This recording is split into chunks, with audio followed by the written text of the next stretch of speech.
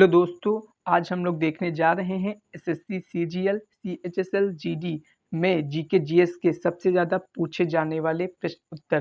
पहला प्रश्न है, आगरा शहर के संस्थापक कौन थे? सिकंदर लोदी, इब्राहिम लोदी, मुमताज महल या शाहजहां? तो आगरा शहर की स्थापना किस शासक ने की थी? तो आगरा शहर की स्थापना किसने की थी? सिकंदर लोदी ने की थी। तो ऑप्शन फर्स्ट इसका राइट आंसर हो जाएगा। अगला प्रश्न क्या है? अगला प्रश्न है, बिलाप का गीत शरीर से प्राण निकल गया अवध राज्य के नवाब से संबंधित है। तो कौन से नवाब हैं जिससे ये बात संबंधित है? वाजिद अली खान, मोहम्मद अली शाह, वाजिद अली शाह, सादत अली खान। तो जो शरीर से प्राण निकल गया, ये बात किससे संबंधित है? ये बात संबंधित है आपके वाजिद अली शाह से। तो ऑप्शन थर्ड इसका राइट आंसर हो जाएगा। अगला प्रश्न क्या है? अगला प्रश्न है, वारंगल के किले की दीवारों के भीतर खुश महल निम्नलिखित में से किस राजवंश के द्वारा बनवाया गया था? तो खुश महल के बारे में पूछा जा रहा है कि इसका निर्माण किस राजवंश के द्वारा करवाया गया था? लोधी वंश, चोल वंश, तुगलक वंश या खिलजी वंश? तो जो खुश महल है इसका निर्माण करवाया गया था तुगलक वंश के द्वारा। अगला प्रश्न क्या है? अगला प्रश्न है, वर्ष 1757 ईस्वी में प्लासी की लड़ाई में अंग्रेजों की जीत के बाद निम्नलिखित में से कौन सी घटना घटी? कोई नई इमारतें और संस्थान विकसित नहीं किए गए थे। ब्रिटिश ईस्ट इंडिया कंपनी के व्यापार का विस्तार हुआ था। मद्रास, कलकत्ता और बॉम्बे के बंदरगाह शहर नष्ट कर दिए गए थे। लोग मद्रास, कलकत्ता और बॉम्बे के औपनिवेशिक शहरों से दूर रहे। तो जब ये 1757 की प्लासी की लड़ाई हुई तो उसका जो परिणाम निकला वो क्या निकला कि ब्रिटिश ईस्ट इंडिया कंपनी के व्यापार का विस्तार हो गया था। तो ये इसका राइट आंसर हो जाएगा ऑप्शन 2। अगला प्रश्न क्या है? अगला प्रश्न है, बेगमपुरी मस्जिद के शासन काल के दौरान बनाई गई थी उनकी नई राजधानी दिल्ली में, जहां जहांपना की मुख्य मस्जिद है। तो पूछा जा रहा है जो बेगमपुरी मस्जिद है इसका निर्माण किसके शासनकाल में हुआ था? मोहम्मद बिन तुगलक के शासनकाल में, गयासुद्दीन तुगलक या गयासुद्दीन बलबन या कुतुबुद्दीन ऐबक? तो जो बेगमपुरी मस्जिद है इसका निर्माण हुआ था मोहम्मद तुगलक के शासनकाल में। तो ऑप्शन फर्स्ट इसका राइट आंसर हो जाएगा। अगला प्रश्न है, कैप्टन हॉकिंस और सर थॉमस रो ने दौरा किया था किसके दरबार का? औरंगजेब के, शाहजहां के, हुमायूं के, जहांगीर के? तो जो कैप्टन हॉकिंस और सर थॉमस रो हैं ये किसके दरबार में आए थे? जहांगीर के दरबार में आए थे, या यूं कहें जहांगीर के शासन काल में इन्होंने दौरा किया था। अगला प्रश्न क्या है? अगला प्रश्न है, प्रथम भक्ति आंदोलन किसके द्वारा आयोजित किया गया था? नानक द्वारा, मीरा द्वारा, रामदास द्वारा या रामानुजाचार्य द्वारा? तो इसका राइट आंसर क्या हो जाएगा? रामानुजाचार्य द्वारा प्रथम भक्ति आंदोलन शुरू किया गया था। अगला प्रश्न क्या है? अगला प्रश्न है, चौसा का युद्ध कब लड़ा गया? 1560 में, 1539 में, 1545 में या 1535 में? तो इसका राइट आंसर क्या हो जाएगा? इसका राइट आंसर हो जाएगा आपका 1539 में। 1539 में क्या लड़ा गया था? चौसा का युद्ध। चौसा का युद्ध किसके बीच में हुआ था? ये हुआ था आपका हुमायूं और शेरशाह सूरी के बीच में। अगला प्रश्न है, मैसूर साम्राज्य और ब्रिटिश ईस्ट इंडिया कंपनी के बीच दूसरा एंग्लो मैसूर युद्ध किस वर्ष लड़ा गया? 1780 से 84, 1769 से 75, 1785 से 89, 1766 से 1769? तो कब लड़ा गया था दूसरा एंग्लो मैसूर युद्ध? ये लड़ा गया था 1780 से 1784। और जो पहला लड़ा गया था वो लड़ा गया था आपका 1767 से 1769। और जो तीसरा लड़ा गया था वो लड़ा गया था 1780 से 84। सॉरी, ये तो पहला हो गया, ये फर्स्ट हो गया, ये आपका सेकेंड हो गया। और जो थर्ड लड़ा गया था आपका 1790 से 92। और जो फोर्थ लड़ा गया था वो लड़ा गया था आपका 1798 से 99 के बीच में। अगला प्रश्न क्या है? अगला प्रश्न है, मोहम्मद खिलजी को हराकर चित्तौड़गढ़ में विजय स्तंभ बनवाया। तो कौन सा शासक था जिसने मोहम्मद खिलजी को भी हराया और चित्तौड़गढ़ में विजय स्तंभ का भी निर्माण करवाया? पृथ्वीराज चौहान, जयचंद गढ़वाल, राणा संग्राम सिंह, राणा कुंभा? तो कौन सा राजा था? वो राजा थे राणा कुंभा जी, जिन्होंने चित्तौड़गढ़ में विजय स्तंभ का निर्माण करवाया। अगला अगला प्रश्न क्या है? अगला प्रश्न है, हैदराबाद में चार मीनार स्मारक किसके द्वारा बनवाया गया था? जहांगीर द्वारा, अकबर द्वारा, मोहम्मद कुली कुतुब शाह द्वारा या कुतुबुद्दीन ऐबक द्वारा? तो दोस्तों, जो हैदराबाद में चार मीनार है, इसका निर्माण किसने करवाया था? इसका निर्माण करवाया गया था आपके मोहम्मद कुली कुतुब शाह द्वारा। अगला प्रश्न है, निम्नलिखित में से किस शासक ने भूमि की माप की शुरुआत की? बहादुर शाह ने, शेरशाह शाह ने, शाहजहां ने, अकबर ने? तो जो भूमि की माप है, इसकी शुरुआत किसके द्वारा की गई थी? तो भूमि की माप की शुरुआत की गई थी शेरशाह सूरी द्वारा। अगला प्रश्न है, रानी रुद्रमा देवी किस वंश की एक प्रसिद्ध शासक थी? शासक या शासका? यहाँ पे शासका होना चाहिए। पांड्या वंश की, काकतीय वंश की, या चोल वंश की, या चेरा वंश की? तो जो रानी रुद्रमा देवी थी, ये किस वंश की थी? ये काकतीय वंश की रानी थी। अगला प्रश्न क्या है? अगला प्रश्न है, अकबर के शासन सभा में थी, मतलब कहाँ थी अकबर की शासन सभा, ये आपको बताना। इलाहाबाद में थी, लखनऊ में थी, दिल्ली में थी, या आगरा में थी? तो अकबर की शासन सभा कहाँ थी? ये आपकी थी आगरा में। तो ऑप्शन फोर्थ इसका राइट आंसर हो जाएगा। अगला प्रश्न क्या है? खुसरो किस मुगल सम्राट का पुत्र था? अकबर का पुत्र था, जहांगीर का पुत्र था, शाहजहां का पुत्र था, या बहादुर शाह प्रथम का पुत्र था? तो दोस्तों, आपको पता होगा खुसरो जो था वो आपका किसका पुत्र था? खुसरो आपका था जहांगीर का बड़ा लड़का था। तो ये इसका राइट आंसर क्या हो जाएगा? इसका राइट आंसर हो जाएगा ऑप्शन 2, खुसरो जहांगीर का पुत्र था। अगला प्रश्न क्या है? अगला प्रश्न है, पानीपत की पहली लड़ाई इब्राहिम लोदी और किसके बीच लड़ी गई? जहांगीर, अकबर, हुमायूं, या बाबर? तो दोस्तों, आपको पता होगा पानीपत की पहली लड़ाई 1526 ईस्वी में हुई थी। ये हुई थी इब्राहिम लोदी वर्सेस बाबर। अगला प्रश्न क्या है? अगला प्रश्न है, 1528 में चंदेरी में राजपूतों को किसने हराया था? तो जो चंदेरी में जो युद्ध हुआ था, उसमें राजपूतों को हराने वाला शासक कौन था? ये आपको बताना है। हुमायूं था, अकबर था, या जहांगीर था, या बाबर? तो बाबर ने 1528 ईस्वी में चंदेरी में राजपूतों को हराया। अगला प्रश्न क्या है? बृहदेश्वर मंदिर किसके द्वारा बनवाया गया था? हर्षवर्धन द्वारा, पुलकेशिन प्रथम द्वारा, राजा राज चोल प्रथम द्वारा, नरसिंह वर्मन द्वारा? तो जो बृहदेश्वर मंदिर है, इसका निर्माण करवाया गया था राजा राज चोल प्रथम द्वारा 1010 ईस्वी में। अगला प्रश्न क्या है? अगला प्रश्न है, रानी रुद्रमा देवी किस वंश की प्रसिद्ध शासिका थी? ये तो बता ही दिया हूँ, काकतीय वंश की थी। अगला प्रश्न है, ग्यासुद्दीन तुगलक अलाउद्दीन खिलजी के शासनकाल के दौरान कहाँ के राज्यपाल थे? ये कहाँ के राज्यपाल थे, ये आपको बताना है। बंगाल के, राजस्थान के, कश्मीर के, या पंजाब के? तो जो ग्यासुद्दीन तुगलक थे, ये पंजाब के क्या थे? राज्यपाल थे अलाउद्दीन खिलजी के शासनकाल के समय। अगला प्रश्न है, बहमनी साम्राज्य की स्थापना निम्नलिखित में से किसने की थी? हसन गंगू ने की थी, फिरोज शाह बहमनी ने की थी, अहमद शाह ने की थी, या मोहम्मद गवान ने की थी? तो जो बहमनी साम्राज्य है, इसकी स्थापना किसके द्वारा की गई थी? इसकी स्थापना की गई थी आपके हसन गंगू द्वारा। अगला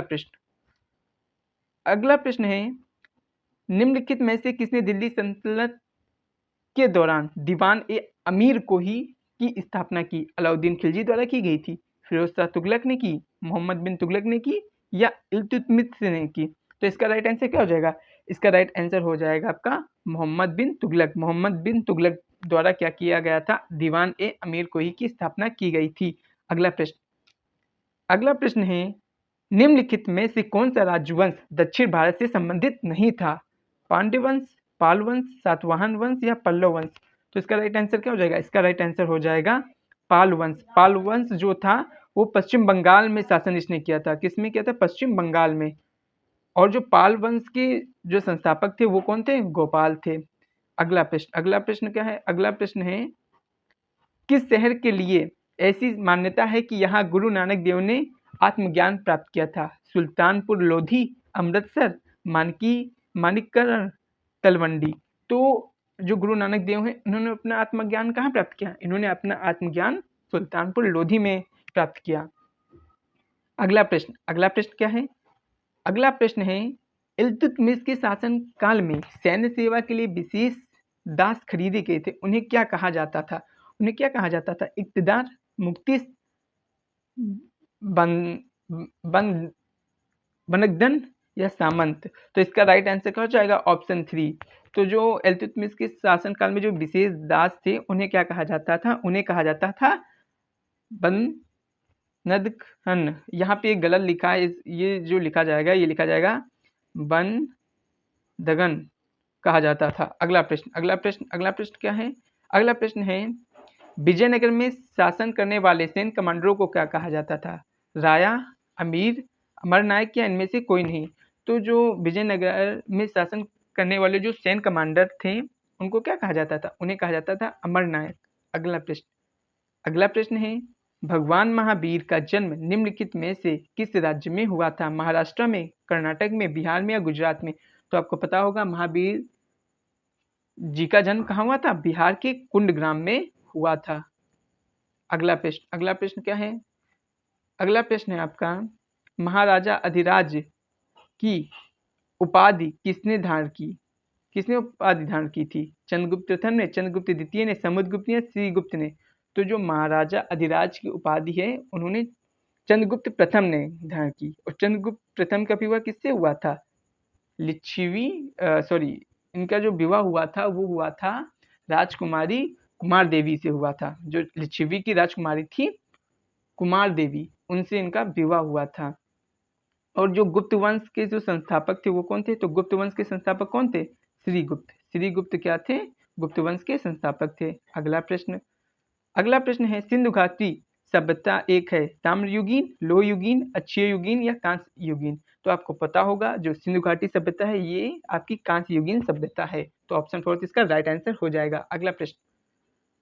अगला प्रश्न है कुजुला कटफिसेस किस वंश का राजा था? कनूर वंश, चंद्रवंश, कुषाण वंश या ओलिकारा वंश? तो आपको पता होगा कुजुला कटफिसेस जो थे कुषाण वंश के राजा थे।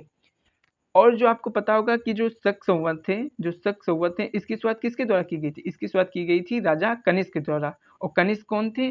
कनिष्क जो थे कुजुला कटफिसेस का परपोता था। अगला प्रश्न क्या है? निम्नलिखित में से कौन सा एक हड़प्पा शहर नहीं है? लोथल, धौलीवीरा, मेहरगढ़, सोतका को? तो आपको पता होगा मेहरगढ़ जो है हड़प्पा सभ्यता का एक शहर नहीं है। अगला प्रश्न है निम्नलिखित में से कौन अशोक के अभिलेखों को समझने वाला पहला विद्वान था? V Gordon Childe, James Taylor, Alexander Cunningham या जेम्स प्रिंसेप? तो जो अशोक के जो अभिलेख थे जो लिखे गए थे आपकी किस भाषा में? आपके लिखे गए थे पाली और खरोष्टी लिपि में। इसको जो समझने वाला पहला विद्वान था वो था आपका जेम्स प्रिंसेप। तो इसका राइट आंसर क्या हो जाएगा? ऑप्शन 4। अगला प्रश्न है सांची स्तूप का निर्माण किस मौर्य शासक के द्वारा करवाया गया था? चंद्रगुप्त मौर्य द्वारा, बिंदुसार द्वारा, अशोक द्वारा या कौटिल्य द्वारा? तो सांची स्तूप का निर्माण किसके द्वारा किया गया था? अशोक द्वारा। अगला प्रश्न है 320 ईस्वी से 550 ईस्वी के बीच भारत पर किस राजवंश का शासन था? मौर्य राजवंश, होयसल राजवंश, मगध राजवंश या गुप्त राजवंश? तो आपको पता होगा 320 से 550 ईस्वी के बीच गुप्त वंश का क्या था? शासन था। तो ऑप्शन 4 इसका राइट आंसर हो जाएगा। अगला प्रश्न है सिंधु घाटी सभ्यता निम्नलिखित में से कौन सा स्थल राजस्थान में स्थित था? मतलब सिंधु घाटी सभ्यता का निम्नलिखित में से ऐसा कौन सा स्थान है जो राजस्थान में स्थित था? कोटदीजी, धौलीवीरा, कालीबंगा, रोपड़? तो कौन सा राइट आंसर हो जाएगा? कालीबंगा कहाँ था? राजस्थान में था। रोपड़ आपका कहाँ था? रोपड़ आपका था पंजाब में। अगला प्रश्न क्या है? अगला प्रश्न है इनमें से कौन सा नालंदा विश्वविद्यालय के संस्थापक थे? कुमारगुप्त, धर्मपाल, गोपाल, रामपाल? तो नालंदा विश्वविद्यालय की स्थापना किसके द्वारा की गई थी? ये की गई थी कुमारगुप्त के द्वारा। अगला प्रश्न है वो कौन सा पहला देश है जिसमें भारत के बाहर बौद्ध धर्म का प्रचार किया गया था? जापान, चीन, दक्षिण कोरिया, श्रीलंका? तो आपको पता होगा अशोक ने अपने पुत्र महेंद्र वर्मन और पुत्री संघमित्रा को बौद्ध धर्म के प्रचार के लिए कहाँ भेजा था? श्रीलंका। तो 4th ऑप्शन इसका राइट आंसर हो जाएगा। अगला प्रश्न निम्नलिखित में से कौन चंद्रगुप्त द्वितीय के 9 रत्नों में से एक है? विशाखदत्त, ब्रह्मगुप्त, मोगलन, वराहमिहिर? तो आपको पता होगा जो चंद्रगुप्त द्वितीय के 9 रत्न थे उनमें से ब्राह्मीर भी एक थे। तो ऑप्शन 4 इसका राइट आंसर हो जाएगा। अगला प्रश्न है निम्नलिखित में से चंद्रगुप्त द्वितीय के 9 रत्नों में से कौन है? वराहमिहिर। अगला प्रश्न है, किस मौर्य सम्राट ने कलिंग को जीतने के लिए लगभग 260 ईसा पूर्व एक सैन्य अभियान का नेतृत्व किया था?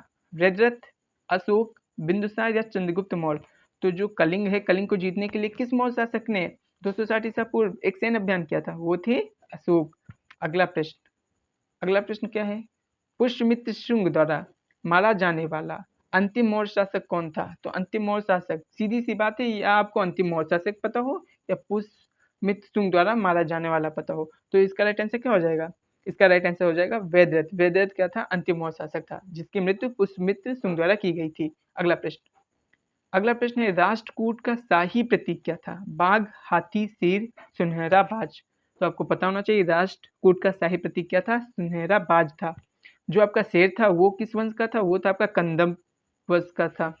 अगला प्रश्न क्या है?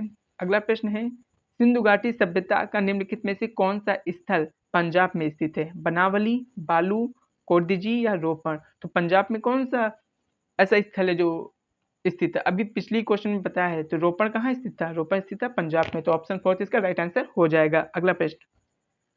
अगला प्रश्न है, निम्नलिखित में से कौन सा गुप्त काल के दौरान चिकित्सा पर अपने कार्यों के लिए जाना जाता है? शौनक, नागार्जुन, चरक, सुश्रुत? चरक और सुश्रुत दोनों ही चिकित्सा से संबंधित थे, लेकिन यहाँ पूछा जा रहा है गुप्त काल के दौरान कौन था? तो गुप्त काल के दौरान कौन था? गुप्त काल के दौरान थे आपके सुश्रुत, और जो चरक थे ये कनिष्क के समय थे। ये किसके समय थे? ये कनिष्क के समय थे। तो इसका राइट आंसर क्या हो जाएगा? ऑप्शन 4। अगला प्रश्न क्या है? अगला प्रश्न है, निम्नलिखित में से किस वेद में रोगों का उपचार दिया गया है? यजुर्वेद, ऋग्वेद, सामवेद, अथर्ववेद? तो आपको पता होगा यजुर्वेद में यज्ञ से संबंधित है, और जो रोगों का उपचार है ये आपका दिया गया है, आपका किसमें? ये दिया गया है अथर्ववेद में। सामवेद में क्या? संगीत से संबंधित है। अगला प्रश्न क्या है? अगला प्रश्न है, विशिष्टाद्वैत दर्शन के संस्थापक कौन थे? विष्णु स्वामी, मध्वाचार्य, रामानुजाचार्य, निम्बार्क? कौन थे? तो विशिष्टाद्वैत दर्शन के जो संस्थापक थे वे कौन थे? रामानुजाचार्य जी थे। तो ऑप्शन 3 इसका राइट आंसर हो जाएगा।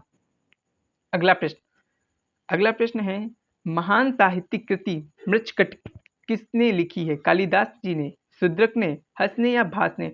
तो आपको पता होगा मृच्छकटिक किसके द्वारा लिखी गई? शूद्रक द्वारा। तो ऑप्शन 2 इसका राइट आंसर हो जाएगा।